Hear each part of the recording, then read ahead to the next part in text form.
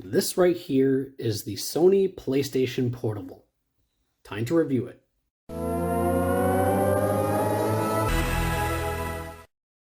Nintendo's handheld game consoles have always been king when it comes to sales and game libraries. And it didn't seem to matter what competitors tried to take them down.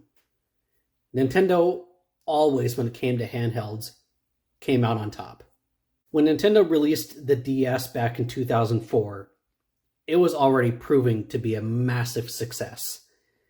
And one of Nintendo's biggest rivals, PlayStation, saw that, and they decided to throw their hat in the ring. And so in 2005, they unveiled the Sony PlayStation Portable, their very first handheld game system. Knowing Sony, they went all out in terms of features on the PlayStation Portable. They touted it as console quality graphics on the go, plus huge multimedia features with the ability to play music, videos, view photo albums, the ability to browse the web, and even downloadable games from the PlayStation Network. The PSP was definitely well ahead of its time. And it didn't stop there. One of the biggest selling points of the PlayStation Portable is the ability to download original PlayStation 1 games from the PlayStation Store and play them on the go. That is awesome. And if all that wasn't impressive enough, Sony developed a proprietary disc-based format specifically for the PlayStation Portable called the Universal Media Disc, or UMD. That's right, a handheld game system that uses freaking optical discs. That is crazy. Plus, those UMDs had a max capacity between 900 megabytes and 1.8 gigabytes.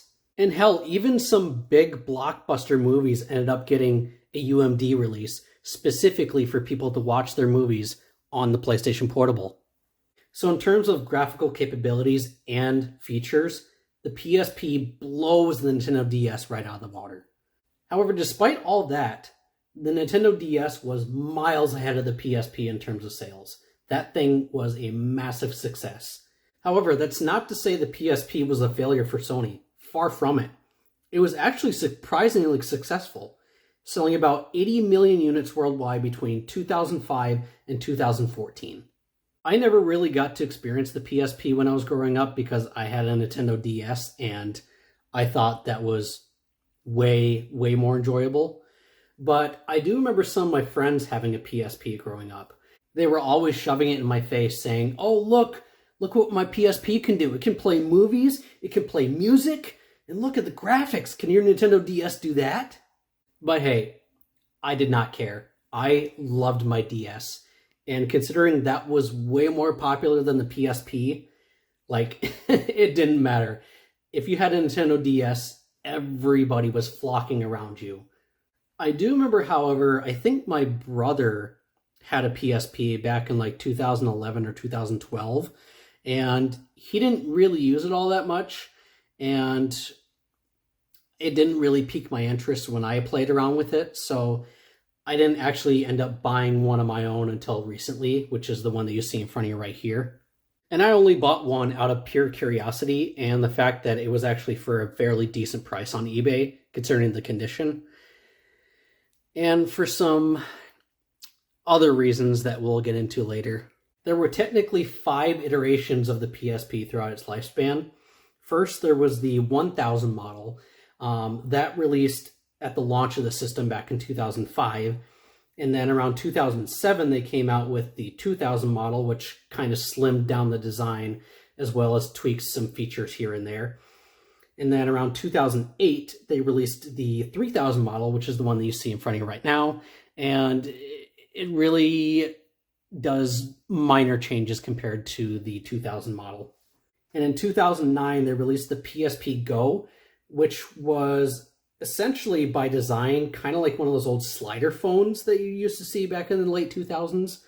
And also they removed the UMD drive off of the PSP Go, so it was strictly a digital only platform.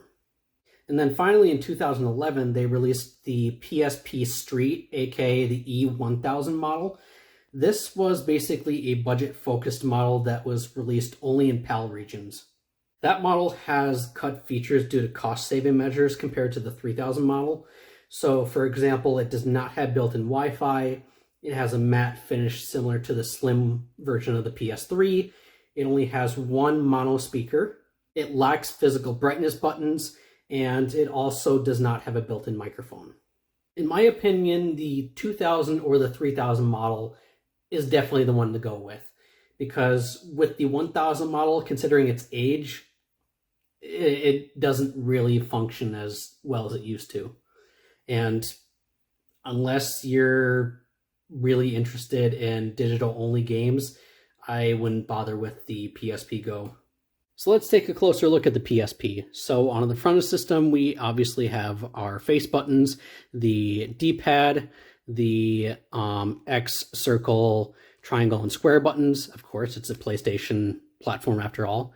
And then we also have an analog stick, which is pretty nice.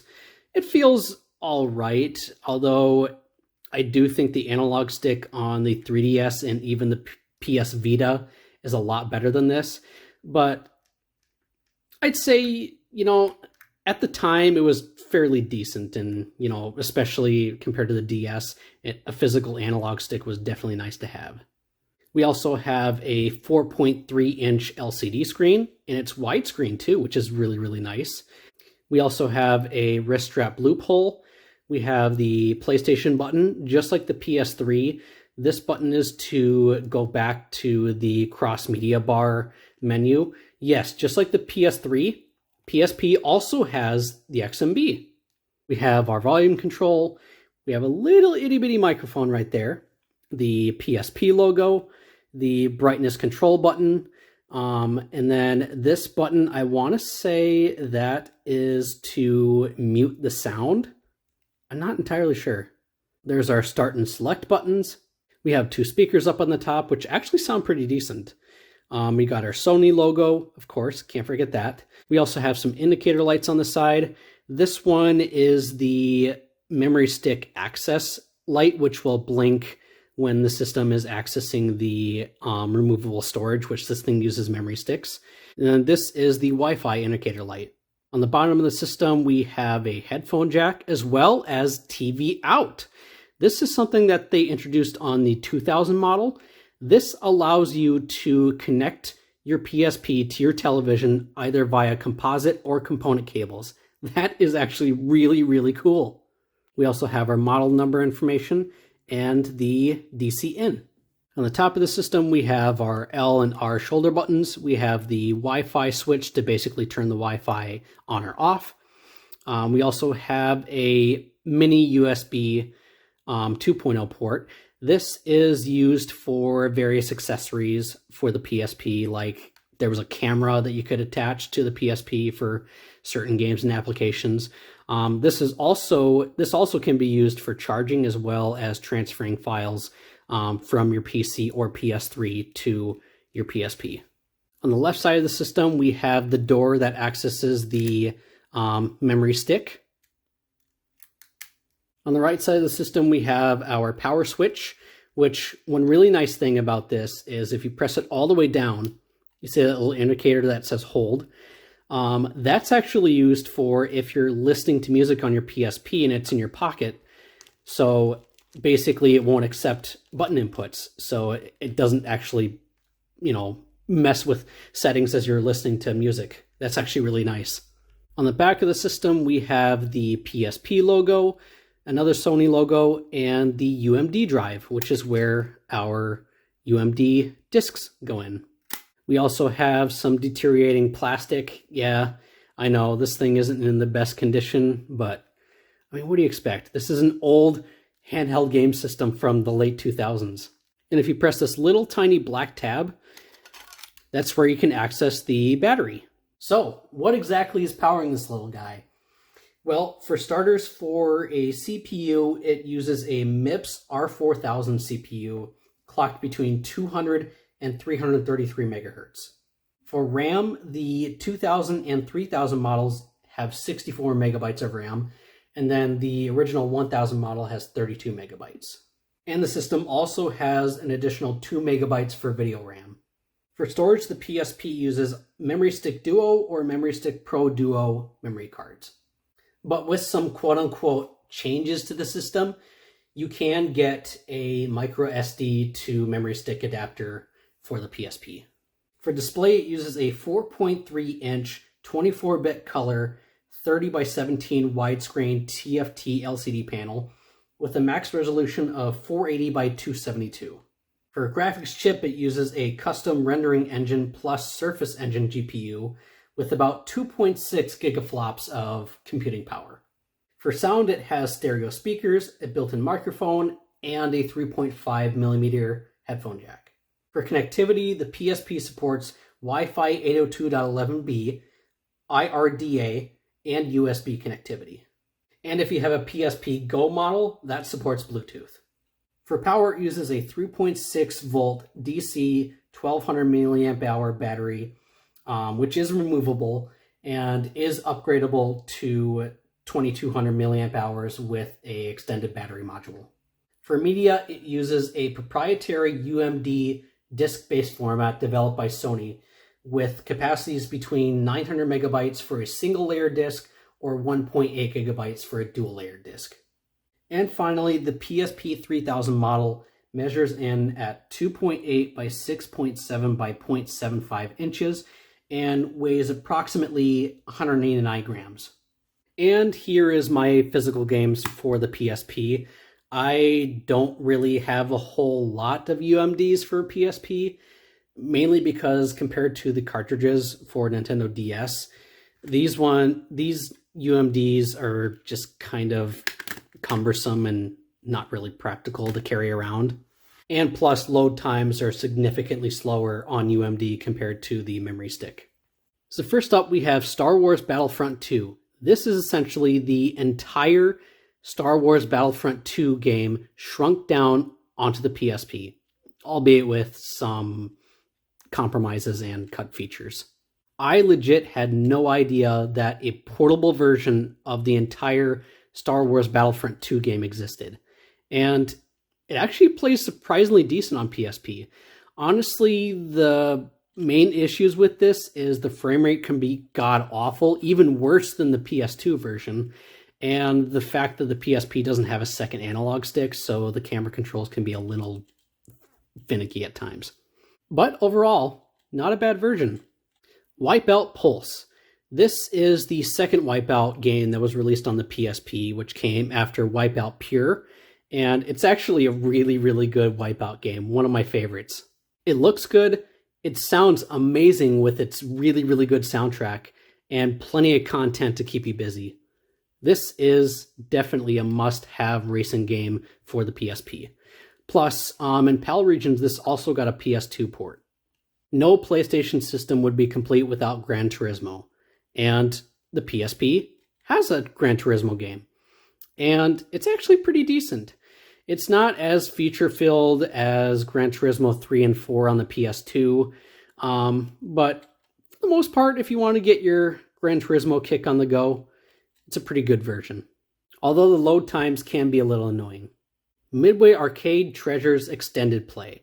This is essentially a portable version of, I want to say, Midway Arcade Treasures 2 and 3. Basically, this has a whole bunch of games like Clack, Rampage. I want to say it even has Mortal Kombat on here too. I love me some Midway Arcade games, and this is definitely a great way to play those on the go. And finally, we have Atari Classics Evolved. This is a Atari game compilation for the PSP, obviously, duh. Not only does it include original versions of games such as Asteroids, Missile Command, and Battlezone, but it also includes remade versions of those games, all polished up with PSP graphics. And I mean, the Evolved games on here, they play all right, although I much prefer the original versions. But yeah, it's definitely a great way to play Atari games on the go on your PSP. One thing you may have noticed about the UMD discs is they're enclosed in this little caddy sort of thing, and that's not on purpose. That's actually by design. The UMD discs themselves, they have to be contained in this little caddy thing. So it's kind of like how compact discs used to work on computer drives when computers were first getting CD-ROM drives. So basically you just plop this in with the game side facing this way, and then close the door, and then basically it magnetizes to the little spindle motor, and that way you can read the game. So if for some reason you take the disc out of one of these caddies, it will not work at all. So it has to be in this little UMD enclosure. But luckily, they do make third-party ones like this one for Midway Arcade Treasures. All right, let's turn this thing on and see it in action. So flip the power switch and wait for it to boot up.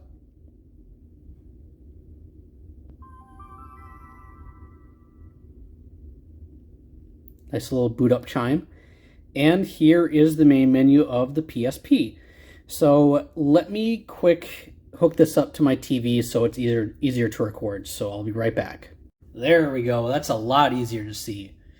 So here is the main menu of the PSP. Like I mentioned earlier before, this uses the XMB or cross media bar. This user interface first got its start on the PSX, which was a PlayStation 2 with a built-in DVR system that was only released in Japan. And then from then on, they used the same interface for the PSP, the PS3, and even some of their Sony Bravia TVs. So we have a few options on the XMB on the PSP. We have our settings app, which is obviously to adjust settings, everything from system updates, changing settings for the USB connection, video settings, photo settings, system settings, theme settings, date and time, power save data, connected display settings, which is used to change settings for the TV out on the PSP. Which one really cool thing is you can actually set it to display in 480p if your TV supports it, which is actually really, really cool. And of course, we also have our sound settings, security, RSS channel settings, whatever that does, and network settings. Next is the Extras tab, which is where we have a digital comics app. I don't have this set up, so I can't really show it off. And I'm not entirely sure if there was any other apps that would be found in this extra tab. Then we have the photo section. This is where we can either view photos that we have stored on our memory stick, or if you have it, you can connect the PSP camera to the mini USB port on the top of the system and use the camera. Music section is where we can listen to music that we have stored on our memory stick. We can also access something called the Sense Me channels. Not entirely sure what that does. Obviously I can't use it at this time. And then we also have Music Unlimited powered by Crossity, I think that's how you say it.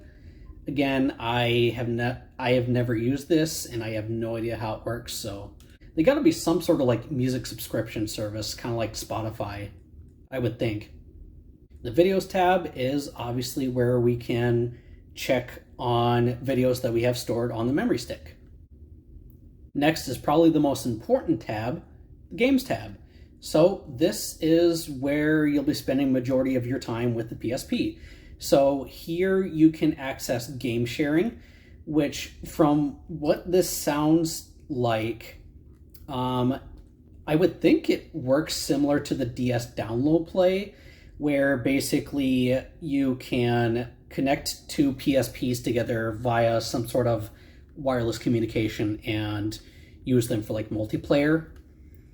And then we have our save data utility. This is where we can view all of our save data that we have stored on the memory stick.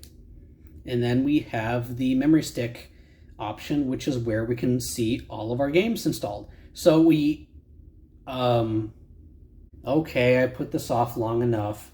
So remember what I mentioned, that there was another reason besides curiosity that I picked up a PSP? Well, it's no secret that the PSP has a pretty sizable modding and homebrew community, and it did not take very long for the PSP to be broken wide open in terms of modding and homebrew. So this app in particular, which is called CIPL Flasher, this basically is custom firmware that you can install onto your PSP, and this allows you to do a variety of different things, like obviously running homebrew apps, emulators, and you can even run PSP ISO files straight from your memory stick instead of the UMD drive. So kind of a legal gray area, but I won't be going into full detail about how to install CIPL Flasher on your PSP. There's plenty of tutorials out there that'll guide you in the right direction. But for the games that I officially have installed on the memory stick, we have Snowy the Bear's Adventure. I remember playing this game on shockwave.com, which was a Flash website back in the day, all the time, and it was so much fun. And I had no idea that it even had a PSP or even PS3 version. And yeah, it's a pretty fun game. Next we have Cannonbolt. This is a pretty well-known and popular mobile game that also got ported to the PS3 and PSP. I haven't played much of this game, but I've heard really, really good things about it. And surprising enough, the PSP has a port of Jetpack Joyride. Who knew? And just like playing it on a mobile phone, it plays just fine here. And then we have some DLC that I have installed for Gran Turismo. We also have my one and only PS1 game installed on the PSP. This is Toy Story 2. I played this more on PS3, but from what I've tried out on PSP, it works perfectly fine. And just like I mentioned with running PSP ISO files on the memory stick with that custom launcher, you can also load up PS1 ISO files on that memory stick and play them that way, which is really cool. And finally, we have Arcade Pool, which is a pretty basic pool game for the PSP. Not really much else to say. Moving on to our last two options, we have the Network tab. This is to access the RSS channel, again, whatever that does. Check out Internet Radio, which I didn't even know the PSP even had this. This is actually really cool. Remote Play, which allows you to connect your PSP to a PS3 and use it for remote play. This thing has Skype, which I also didn't know that the PSP had. We have Location-Free Player, not entirely sure what that does. And then we also have online instruction manuals for obviously accessing instruction manuals through the web browser. And then we also have the aforementioned internet browser and an internet search function. And for the last option, we have PlayStation Network. This is to obviously access features that are part of PlayStation Network. So basically from here, you can access the PlayStation Store as well as the information board to check out if there's any like new games coming out or new information for different apps and other stuff for PSP.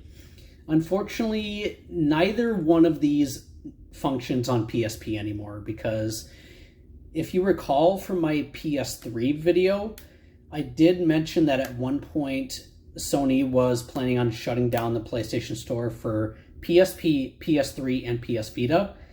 They ended up reversing their decision on PS3 and PS Vita. However, they ended up deciding on closing the PlayStation Store permanently on PSP. However, you can still access PSP content through either the PS Vita or PS3 store and install content to the PSP that way. All right, ladies and gentlemen, it's time to play some PSP games. The PSP was definitely a system that was ahead of its time in many aspects, including graphical capabilities. And just looking at some of the games that the system had, like freaking a port of Star Wars Battlefront 2, obviously it's like heavily downgraded compared to the console port, but the fact that this is running at all on the PSP, frame rate issues aside, like, damn, that's impressive. I absolutely loved Star Wars Battlefront 2 growing up, and if I had a PSP and knew that it had a portable version, I would have been all on board for that. Like, hell yeah. Even if it was not perfect, I would still enjoy the hell out of it. Something that's not enjoyable about the PSP, however, especially with the UMD drive, is load times.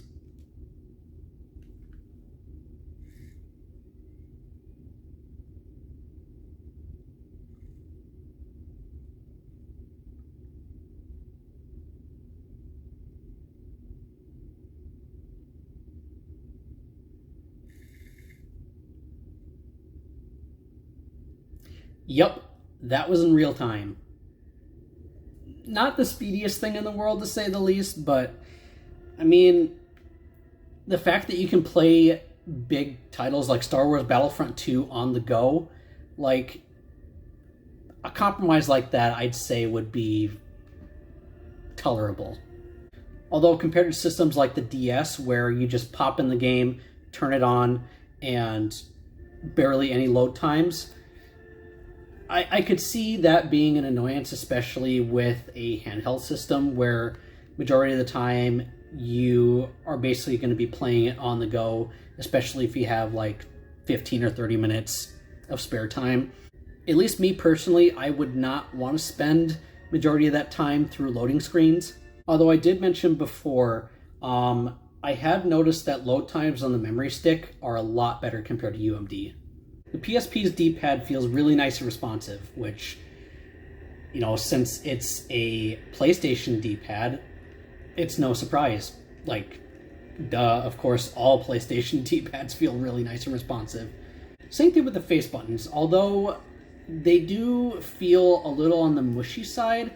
I don't know if that has something to do with the age of the PSP, but it's only a minor annoyance and it doesn't really affect the experience all that much. The L and R shoulder buttons also feel really nice and responsive and actually have a pretty nice tactile feel to them. Even the analog stick feels pretty nice and responsive, although it's certainly not perfect. Like, yeah, it does have a grippy texture on it, which definitely helps a lot in terms of control and whatnot, so your finger doesn't slip off of it as easy. There's not a whole lot of travel with that analog stick, so sometimes it can feel a little on the stiff side, but it's not terrible. It's usable for sure. Although the biggest thing that sucks about the analog stick is it's the only one on the system. So in terms of like camera control on these 3D games on PSP, it can be a little awkward. So, like with normal games like Crash Tag Team Racing here, if I want to adjust the camera, I would just use the second analog stick. But since the PSP only has one analog stick, it makes it a little more clumsy, to say the least. So first I gotta come to a complete stop, hold down the shoulder button, and then I can adjust the camera. It's not perfect, but it works for the most part. You will definitely notice awkward camera controls on third-person and first-person shooters on the PSP, which the fact that this thing does not have an analog stick, that can make playing games like that a little more awkward. It is doable, but it's far from ideal. It kind of reminds me of how the 3DS was when that first came out. If you recall, the 3DS, just like the PSP, only had one analog stick when it first came out. So for a lot of titles, unless you had the Circle Pad Pro, or unless you had a new 3DS that had the second analog nub, camera controls were usually done with the face buttons, and the same thing applies on the PSP. I did mention earlier in the video that the PSP does offer PS1 backwards compatibility, and just like the PS3, it actually emulates PS1 surprisingly well. It's definitely not perfect though. Like I mentioned earlier, since the PSP does not have a second analog stick, it can make camera controls a little more awkward with PS1 games. Like the ones that didn't have DualShock functionality, like they work fine because obviously you can just use like the L and R shoulder buttons. But for the games that did support a second analog stick once DualShock first came out, it can be a little awkward to control the game. And that also applies to the L2 and R2 shoulder buttons. So you may have noticed the PSP only has one set of shoulder buttons instead of two sets like any normal PlayStation controller. So the way that it works for PS1 games that have L2 and R2 buttons, if you press the PlayStation button on the PSP, that'll bring up this menu right here, kind of like on the PS3 when you're playing PS1 games. You go to controller settings, and then basically go to assign buttons. And then from there, you can change what each of the L and R buttons do. So like, for example, right now, type 1 is to use L1 and R1, and then L2 and R2 is, oddly enough, set to the analog stick, which is kind of strange. But, I mean, I guess that's definitely a way to do it. So like I said, it works well enough, albeit with some quirks here and there. I did temporarily disconnect my PSP from my TV so I can show off the screen quality of the PSP, and it actually looks surprisingly decent.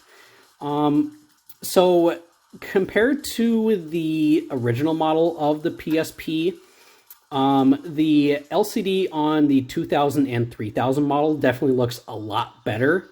So I would definitely go with either one of those models for the screen quality, because with the original model, the LCD panel that they used on that model can cause colors to kind of look a little washed out, and it can also have some pretty not so great viewing angles.